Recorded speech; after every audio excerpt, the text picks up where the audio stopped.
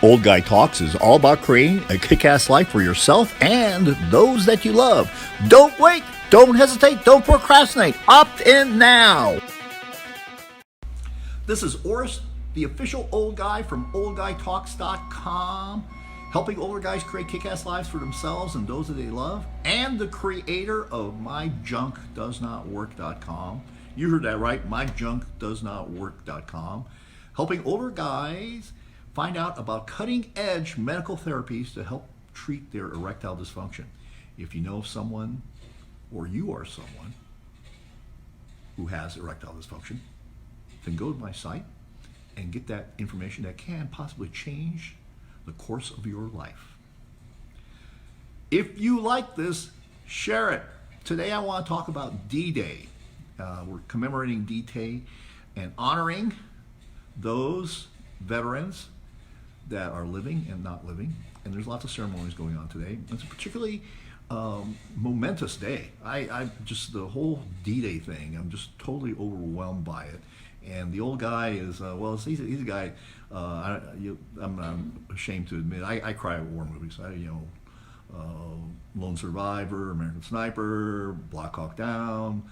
I just really feel for it, because in many ways, I don't really understand the bravery that it takes to basically go into a situation where bullets are being shot at you, bombs are being thrown at you. It takes a tremendous amount of courage.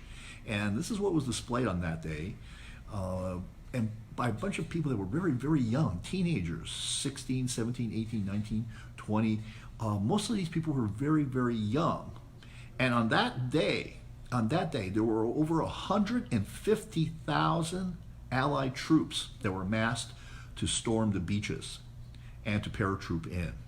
Now, things did not happen as they were planned. And indeed, there were over 10,000 aircraft that were used during the invasion, during the basically getting a foothold in Europe. And what happened is that because of bad weather, they were not able to bomb the Nazi fortifications, the artillery fortifications that were on the beach. And consequently, casualties were a lot higher than they would have been had they been able to bomb. Also, they were not able to drop the paratroopers in where they were supposed to go. Indeed, many perished drowning in their gear in the water. Now, some of the paratroopers did actually get there, and they were able to take out key communication stations and blow up some of the bridge to prevent the Germans from retreating. Of those 150,000 plus, over 4,000 died.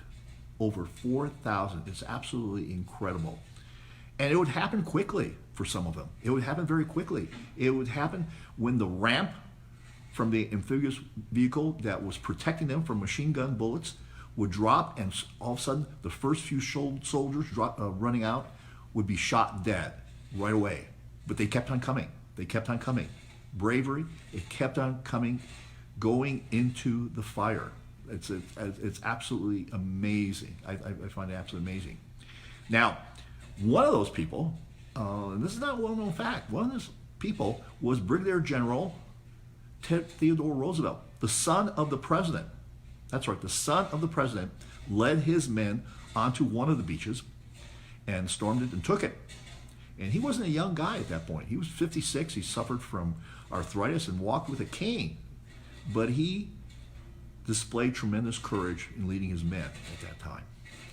So what happened is, as they pushed forward, Hitler had totally miscalculated where the Allies were going to invade. He thought that they were going to invade the port city of Calais, and they did not. They actually did it in Normandy. And so his troops were not as prepared as they would have been, and as they would have been had he listened to his generals.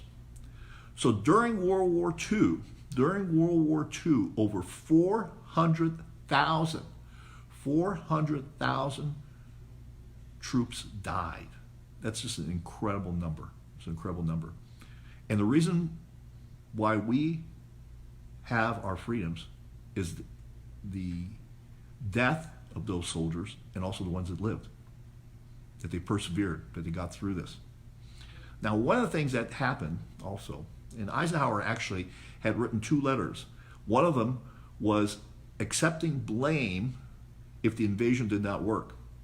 And there was no backup plan. There was no backup plan.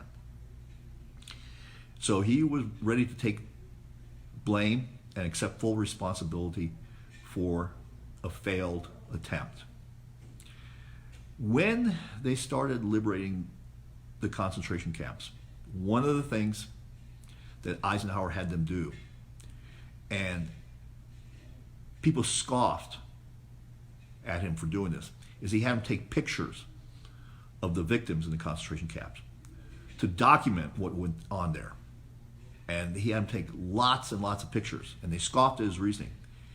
He said, there will come a day that people will deny that this ever happened. How prophetic. Do something today to commemorate the fallen soldiers and those that are still living, and honor them with some act. This is Oris, the Old Guy, from www.oldguytalks.com, signing off. And remember, it's all about creating a kick-ass life for yourself and those you love, and also showing gratitude for those that have come before us.